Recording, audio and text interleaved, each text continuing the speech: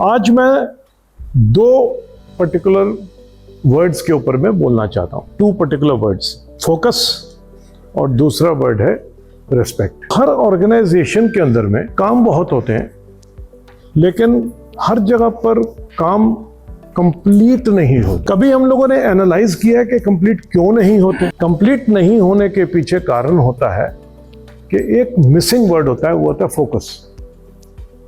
हम किसी भी चीज को उतनी अहमियत नहीं देते हैं कि इसको इसी डेडलाइन में कंप्लीट करना है, और यही मेन कारण है कि हमारे कभी काम कंप्लीट नहीं होते। कंप्लीट नहीं होने के पीछे बाकी डाउन द लाइन जो है सारा का सारा एक चेन ऑफ इवेंट होती है, जिसकी वजह से हमारे को ऑर्गेनाइजेशनल गोल्स को अचीव करने में तकलीफ आती है। जैसे एक एग्जांपल के तौर के ऊपर में कि अगर हमें कोई काम दिया जाए, तो हम काम कर रहे होते हैं, ऊपर से कोई सुपरवाइजर आ जाता है, वो कहता है ये काम छोड़ दो, ये काम ये कर लो। तो जो हम काम कर रहे होते हैं उसका फोकस हमारा रिड्यूस हो जाता है, खत्म हो जाता है। तो हम फिर क्या करते हैं, हम बोलते हैं यार अभी तो ये काम नहीं, चलो पीछे करेंगे। जो भी काम हम पीछे के ऊपर छोड़ देते हैं वो काम हमारा कभी भी इफेक्टिवली कंप्लीट नहीं होगा। तो फोकस एक ऐसा हमारे को आज कीवर्ड मिला है कि जब भी हम काम करें मल्टीटास्किंग ना करें। मल्टीटास्किंग एक मैनेजमेंट का वर्ड है जिसमें हर इंसान कहता है कि एक समय के अंदर में हम 3 काम कर लेते हैं। ये डिफेक्टिव शब्द है। मल्टीटास्किंग का जो ओरिजिनल जिस बंदे ने काम बोला, सोचा, बनाया, उसका कहने का तात्पर्य यह था कि मैं बहुत काम करूंगा, लेकिन मल्टीटास्किंग ऑन सेम टाइम नहीं हो सकता। आप 5 काम कर सकते हो, लेकिन एट ए टाइम एक काम के ऊपर में 100% फोकस देना अनिवार्य है।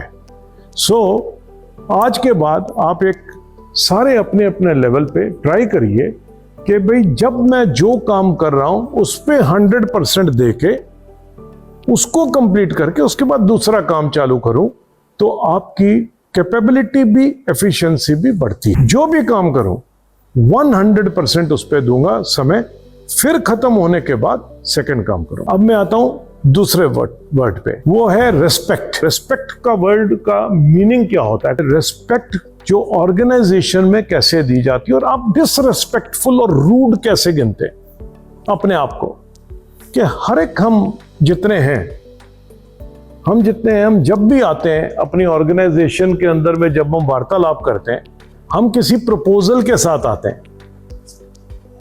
हम प्रपोजल के साथ आते हैं कि एक ऑर्गेनाइजेशन के फॉर के अंदर में एक अच्छा प्रपोजल लेके आए हूं, और आपको इग्नोर कर दिया जाता है।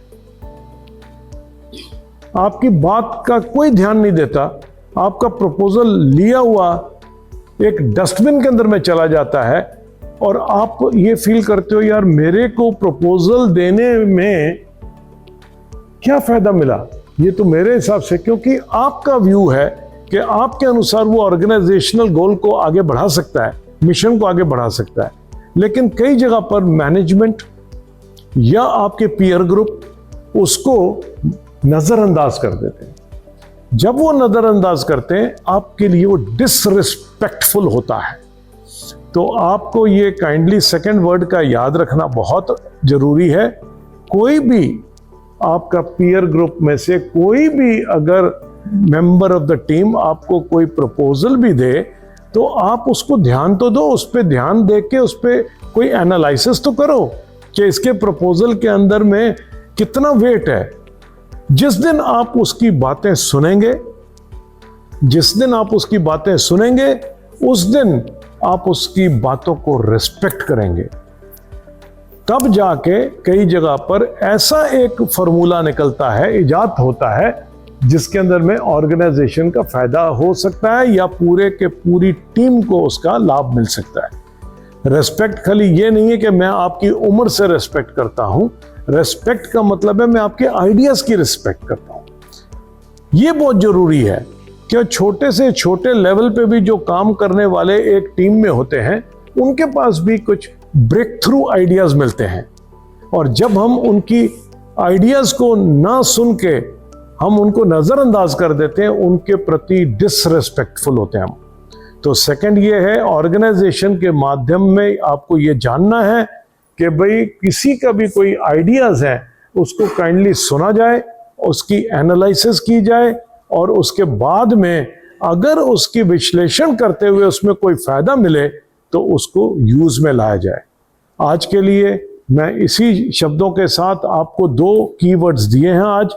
पहला है फोकस, दूसरा है रिस्पेक्ट। ये दोनों हम लोगों को अपनी ऑर्गेनाइजेशन में लाने हैं। लॉन्ग टर्म के अंदर में ऑर्गेनाइजेशन में काफी फायदा होने वाला है। Thank you very much. Thank you for today. Thank you.